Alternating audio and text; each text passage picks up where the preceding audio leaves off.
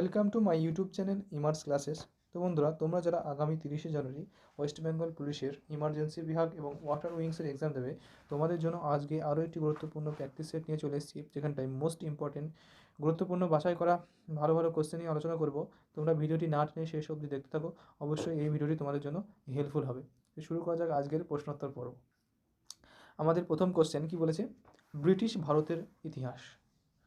British ভারতের ইতিহাস বইটি কে লিখেছিলেন? Option A Dadabhai Naoroji, James Mill, Charles Grant, Subhashchandra Bose. তো ব্রিটিশ ভারতের ইতিহাস বইটি লিখেছিলেন জেমস মিল। দাদাভাই নওরোজি লেখা বইটির নাম কি? Poverty and un-British rule in India. তোমরা সকলেই জানো। দাদাভাই নওরোজি প্রথম ব্যক্তি যিনি ভারতের জাতীয় আয় নির্ধারণ করেছিলেন। দ্বিতীয় কোশ্চেন বলছে যে পশ্চিমবঙ্গের রূপকার কাকে বলা হয়? Option A Satish Mukhopadhyay, option B doctor Bidhanchandra Roy, option C Jagadishchandra Basu, option D Buddhadeb Bhattacharya.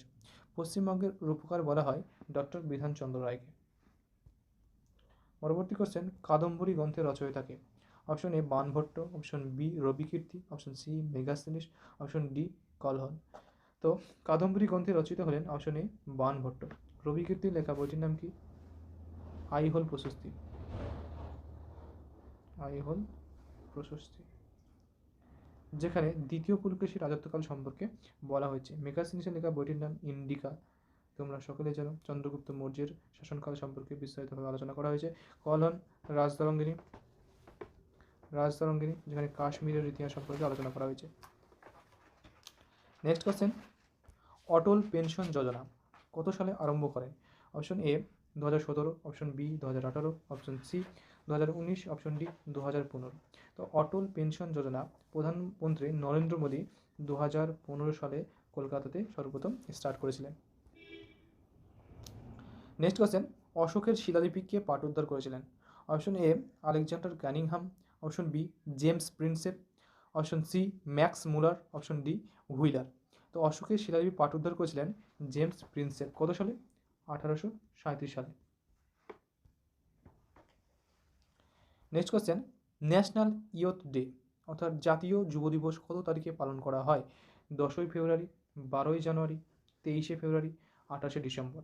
তো জাতীয় যুব দিবস অর্থাৎ ন্যাশনাল ইয়থ ডে পালন করা হয় 12ই জানুয়ারি। কিন্তু যদি বলা হতো আন্তর্জাতিক যুব দিবস কত তারিখে পালন করা হয়, তখন অ্যান্সার হয়ে যেত 12ই আগস্ট।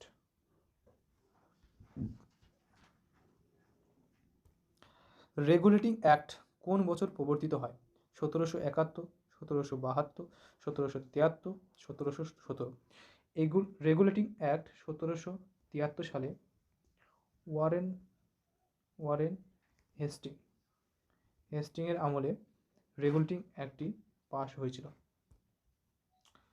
নেক্সট কোশ্চেন, স্কারভি রোগ কোন ভিটামিনের অভাবে হয়? Vitamin K, vitamin B6, vitamin D, vitamin C. Scurvy রোগ হয় ভিটামিন সি এর অভাবে। ভিটামিন সি এর রাসায়নিক নাম হলো অ্যাসকর্বিক অ্যাসিড। ভিটামিন সি সহজেই তাপ প্রয়োগ করলে ধ্বংস হয়ে যায়, আর ভিটামিন সি সাধারণত টক জাতীয় ফলে পাওয়া যায়। নেক্সট কোশ্চেন, তারা মাছের গমন অঙ্গের নাম কি? নালীপদ, ডানা, লিপিং, হান্টার। তারা মাছের গমন অঙ্গের নাম হলো নালীপদ। নেক্সট কোশ্চেন, দ্বিজাতি তত্ত্বের জনক কে? দ্বিজাতি তত্ত্বের জনক কে? Option A Syed Ahmed Khan, option B Mohammad Ali Jinnah, option C Fazlul Huq, option D Mohammad Iqbal. দ্বিজাতি তত্ত্বের প্রবক্তা হলেন অপশন এ সৈয়দ আহমেদ খান। পরবর্তী কোশ্চেন, রেইনবো নেশন নামে পরিচিত কোন দেশ? England, Bhutan, Pakistan, South Africa. তো রেইনবো নেশন নামে পরিচিত দক্ষিণ আফ্রিকা। কলকাতা হাইকোর্টের প্রধান বিচারপতি কে নিযুক্ত হয়েছেন? অরিজিৎ পান্ডে, প্রকাশ শ্রীবাস্তব, অভিষেক চক্রবর্তী, রিমা দাস। কলকাতা হাইকোর্টের প্রধান বিচারপতি হিসেবে নিযুক্ত হয়েছে প্রকাশ শ্রীবাস্তব। হাইকোর্ট সম্পর্কে বলা হয়েছে প্রত্যেকটি রাজ্যে একটি করে হাইকোর্ট থাকবে 214 নম্বর আর্টিকেল অনুযায়ী। বর্তমান ভারতে টোটাল 25টি হাইকোর্ট রয়েছে এবং সর্বশেষ যে হাইকোর্টটি সেটি হলো অমরাবতী হাইকোর্ট।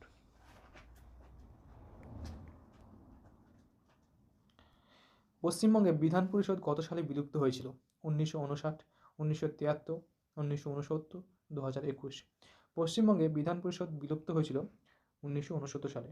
প্রথম দিকে পশ্চিমবঙ্গে বিধান পরিষদ ছিল এবং সেটি 1969-এ বিলুপ্ত হয়েছিল এবং সম্প্রতি কয়েকদিন আগেই পশ্চিমবঙ্গে যে বিধান পরিষদ গঠন করা হবে তার বিল পাস হয়েছে। আর 1959-এ একটি উল্লেখযোগ্য ঘটনা ঘটে কি, ভারতবর্ষের প্রথম ত্রিস্তরীয় পঞ্চায়েত ব্যবস্থার প্রচলন ঘটে কত সালে? 1959 সালে। সর্বপ্রথম কোথায় হয়েছিল? না, রাজস্থানে। Next question, Green Park International Stadium কোন রাজ্যে অবস্থিত? কোথায় অবস্থিত? Option A Kanpur, option B Delhi, Jamshedpur, Chennai. তো গ্রিন পার্ক ন্যাশনাল পার্কটি অবস্থিত, গ্রিন পার্ক ইন্টারন্যাশনাল স্টেডিয়াম অবস্থিত কানপুরে। আর্যভট্ট উপগ্রহ কত সালে উৎক্ষেপণ করা হয়? 1970, 1975, 1980, 1973। আর্যভট্ট উপগ্রহটি 1975-এ রাশিয়া থেকে উৎক্ষেপণ করা হয়। সাইমন কমিশন কত সালে প্রতিষ্ঠিত হয়েছিল? 1927, 1924, 1921, 1943। সাইমন কমিশন 1927 সালে প্রতিষ্ঠিত হয়েছিল, কিন্তু 1928 সালে ভারতবর্ষে এসেছিল সাইমন কমিশন।